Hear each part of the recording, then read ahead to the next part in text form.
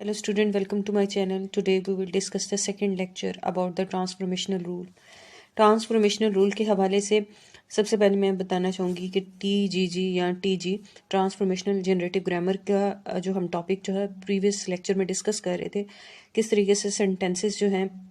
दो या दो से ज़्यादा वर्ड्स आपस में कंबाइन होते हैं या फ्रेजेस कंबाइन होते हैं तो सेंटेंस डेवलप होते हैं। और इसी तरीके से जो सेंटेंस होता है एक उसका प्रॉपर स्ट्रक्चर होता है जो लॉजिकल होता है, कंसिस्टेंट होता है, जिसमें जो ग्रामर होते हैं उसके रूल्स एंड रेगुलेशंस को मद्देनज़र रखा जाता है। इसी तरीके से ट्रांसफॉर्मेशनल रूल जो होते हैं, बेसिकली इन रूल्स को हम डिस्कस करेंगे यहाँ पे कि किस तरीके से सेंटेंसेस को ट्रांसफॉर्म कर दिया जाता है, एक सेंटेंस से दूसरे सेंटेंस में ट्रांसफ़र करते वक्त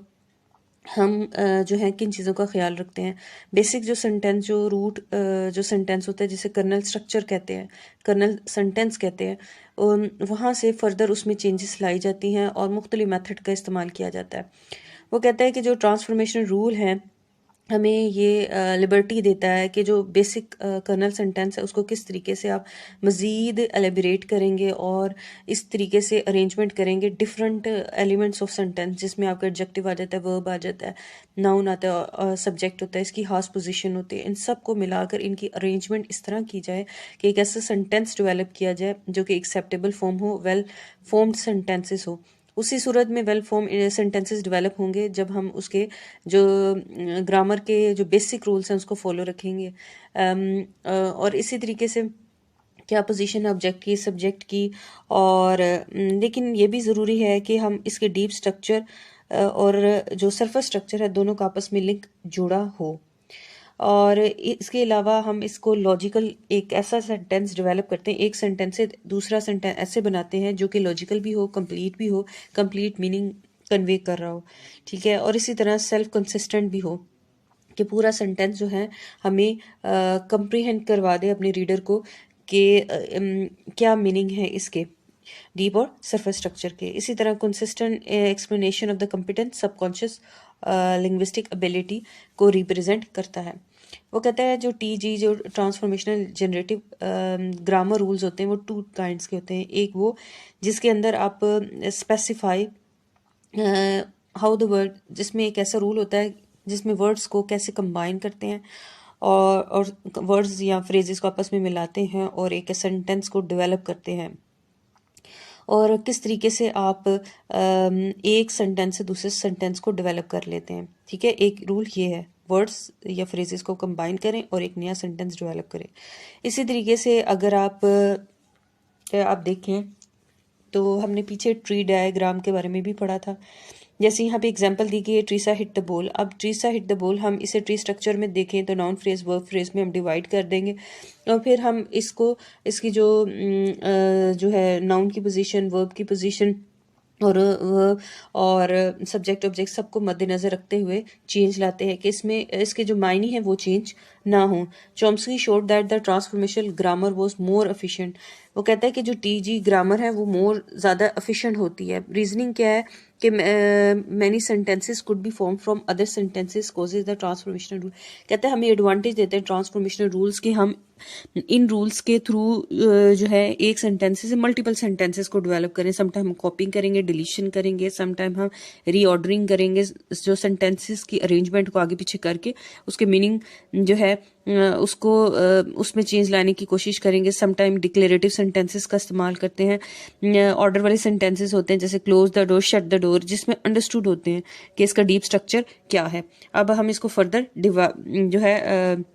डिवाइड करते हैं 4 फेजेस में। इसी तरीके से अगर हम किसी भी स्पीकर जिसका ताल्लुक चाहे इंग्लिश लैंग्वेज के साथ है, उर्दू, हिंदी लैंग्वेज के साथ, अरेबिक लैंग्वेज के साथ, वो इस लैंग्वेज का इस्तेमाल करते हुए अगर उसे रूल्स एंड रेगुलेशन आते हैं या ट्रांसफॉर्मेशनल रूल जानता है तो वो फिर क्या कर सकता है कि can produce and understand the infinite number of sentences. उसे ये लिबर्टी हासिल हो जाती है कि वो लामहदूद किस्म के सेंटेंसेस को अंडरस्टैंड भी कर सके और अपनी लैंग्वेज में मुख्तलिफ रूल्स एंड रेगुलेशन जो डिलीशन, कॉपी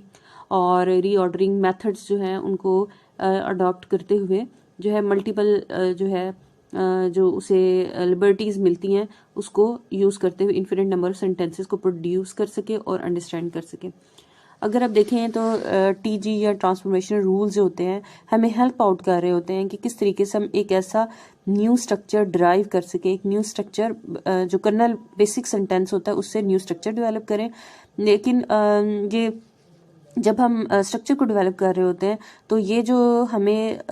ऑप्शन मिल रहा होता है या लिबर्टी हमें मिल रही होती है, गुंजाइश जो हमें मिल रही होती है, ऑप्शनल भी हो सकती है और ऑब्लिगेटरी भी हो सकती है। ठीक है, इन चीज़ों को मद्देनज़र रखें कि किस तरीके से हम जब न्यू स्ट्रक्चर को डेवलप कर रहे होते हैं तो हमारा जो चेंज हो रहा होता है सेंटेंसेस में, जैसे वर्ड्स को कंबाइन कर रही हैं, फ्रेजेस को कंबाइन करके एक कंप्रीहेंड, लॉजिकल और कंसिस्टेंट मीनिंगफुल सेंटेंसेस क्रिएट कर रहे होते हैं अपने रीडर के लिए, तो वो जो मेथड है वो ऑप्शनल भी हो सकता है और ऑब्लिगेटरी भी हो सकता है। अब यहाँ पे टीजी ग्रामर के हवाले से अगर देखें तो जो जनरेटिव ग्रामर होती है ये हेल्प आउट कर रही है कि हम ना सिर्फ जो है सेंटेंसेस जो इंग्लिश लैंग्वेज है उसके अंदर मुख्तलिफ जो अरेंजमेंट है मुख्तलिफ पार्ट्स की, मुख्तलिफ एलिमेंट्स की, जैसे ऑब्जेक्ट, सब्जेक्ट, वह मुख्तलिफ जो चीज़ें, जैसे ट्री डायग्राम में आपको फर्दर डिवीजन होती है, नाउन फ्रेज, वर्ब फ्रेज, इस तरह हमें ये सिर्फ हेल्प आउट नहीं कर रहा होता कि आप सेंटेंस को एनालिसिस करें उसको, बल्कि मुख्तलिफ हिस्सों में डिवाइड करें। और आप ये भी देख रहे होते हैं कि जो डिफरेंट पार्ट्स होते हैं, ऑब्जेक्टिव, सब्जेक्ट, वर्ब, किस तरीके से मुख्तलिफ फंक्शंस या पर्पस पूरा कर रहे होते हैं सेंटेंस अरेंजमेंट के अंदर, और किस तरीके से रीअरेंजमेंट करें तो, और किस तरीके से जो सेंटेंस होता है उसके अंदर जो मुख्तलिफ पार्ट्स होते हैं वो आपस में इंटर रिलेटेड होते हैं। ठीक है, अब यहाँ पे हम जो टीजी को डिस्कस कर रहे हैं ट्रांसफॉर्मेशनल ग्रामर के रूल्स को, उसमें एडिशन, कॉपिंग, डिलीशन और रीऑर्डरिंग को देखते हैं, एक ब्रीफ व्यू देखते हैं। एडिशन के अंदर ये हो रहा होता है कि आपके सामने एक बेसिक कर्नल सेंटेंस होता है और उस सेंटेंस के अंदर कुछ आप ऐड कर देते हैं, जैसे कि नाम से ज़ाहिर है एडिशन, जैसे अडोरो is a swimming in the pound, तो उसमें देर इज का इस्तेमाल करके बाकी सेंटेंस वैसे का वैसे होगा, और इस तरह हम एडिशन करके जो सेंटेंस है उसको चेंज करते हैं, जिससे इसका फ़ायदा ये होता है सेंटेंस तो चेंज आपको लग रहा है, ठीक है, सरफेस स्ट्रक्चर, डीप स्ट्रक्चर में जो हो उसकी जो मीनिंग जो होते हैं वो चेंज नहीं होते, there is no change in the meaning of sentence. इसी तरह कॉपिंग देखें कि कुछ क्वेश्चन टैग होते हैं, जैसे शी कैन नॉट डांस तो कैन शी, तो बेसिकली क्या कर रहे हैं आप, कॉपिंग द वर्ब को कॉपी आप कर रहे हैं, जैसे कैन नॉट डांस को कैन शी, तो एक क्वेश्चन टैग का इस्तेमाल करके आप सेंटेंस को सेम टू सेम वैसे ही कॉपी कर रहे हैं। और जो copying a verb and subject of sentence, there is no change actual meaning, लेकिन इसमें जो एडिशन और कॉपिंग दोनों ऐसे मेथड एंड रूल्स हैं जिसके अंदर आपके जो डीप स्ट्रक्चर है उसमें कोई चेंज नहीं होता, उसकी मीनिंग के अंदर कोई चेंज नहीं आ रहा होता। ठीक है, और सरफेस स्ट्रक्चर के अंदर आप चेंज ला रहे हैं, जैसे कि शी कैन नॉट डांस को कैन शी इस तरह लिख लेते हैं और क्वेश्चन टैग सेंटेंस को डेवलप करते हैं, लेकिन उसके मीनिंग जो है बेसिक कर्नल सेंटेंस ही की तरह रहते हैं। इसी तरह डिलीशन मेथड को आप देखें तो डिलीशन मेथड में होते हैं कुछ सेंटेंसेस ऐसे होते हैं कि आप उनको खुद ब खुद अंडरस्टूड कर लेते हैं, आपके माइंड के अंदर माइंड मैपिंग हो जाती है उसके अंदर, जैसे क्लोज द डोर एक ऐसा सेंटेंस है, तो अगर आप किसी भी बंदे के सामने ही बोलेंगे shut the door, close the door,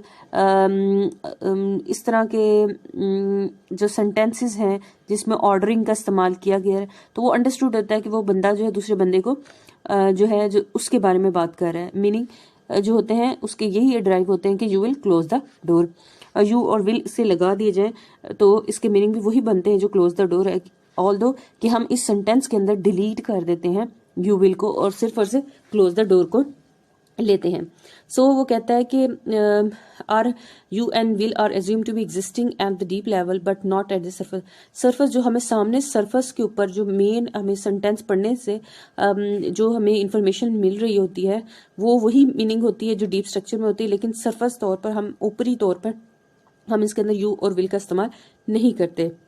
और इसकी यू और विल का डिलीशन इसकी डिलीट कर देते हैं और इम्पेरेटिव स्ट्रक्चर को फॉर्म करते हैं। There is no change in the meaning of sentence.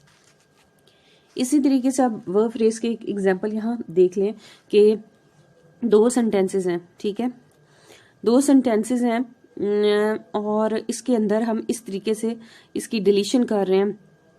कि इस सेंटेंस को शॉर्ट कर देते हैं। If he says he will study for the test, he will study for the test, बाद दोनों बातें हैं एक ही चीज़ के बारे में डिस्कस हो रही हैं, इसलिए हम जो है इसकी जो रेपिटेशन उसको डिलीट करके हम ये सेंटेंस बनाते हैं, he if he says he will study for the test he will. जो रीऑर्डरिंग सेंटेंस है इसमें क्या होता है, लॉजिकल अरेंजमेंट जो होती है किसी भी सेंटेंस के अंदर उसको देखा जा रहा होता है, और कि जो भी सेंटेंस हम अरेंज करें उसके मीनिंगफुल मीनिंग हम कन्वे हो जाएं रीडर की तरफ। जैसे जंबल वर्ड्स हमारे सामने आ जाते हैं, उनको अरेंज करते हैं, या फिर सेंटेंसेज आ जाते हैं, फिर उनको अरेंज करके उसकी एक लॉजिक, एक थीम, एक मीनिंग कन्वे किया जाता है रीडर को। इसको हम रीऑर्डरिंग या रीअरेंजमेंट कहते हैं। किसी भी चीज़ को put again in the arrangement,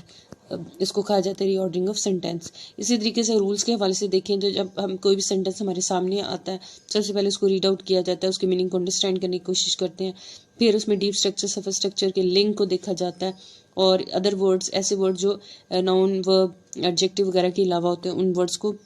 कहा जाता है, उनकी अरेंजमेंट को देखा जाता है, ग्रामेटिकल रूल्स को फॉलो किया जाता है, और look out some connecting words, किस तरीके से मुख्तलिफ जो वर्ड्स हैं आपस में कनेक्शन उनका डेवलप किया जाता है। इन सब चीज़ों को मद्देनज़र रखते हुए ऐसा सेंटेंस कन्वे किया जाता है, ऐसा पैराग्राफ डेवलप किया जाता है जो कि मीनिंगफुल हो।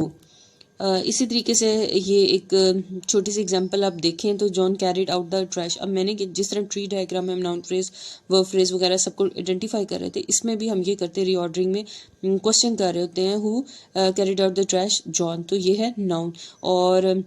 वर्ब जो है कैरिड है, एक्शन वर्ब हमारे को रिप्रेजेंट कर रहा है। इसी तरह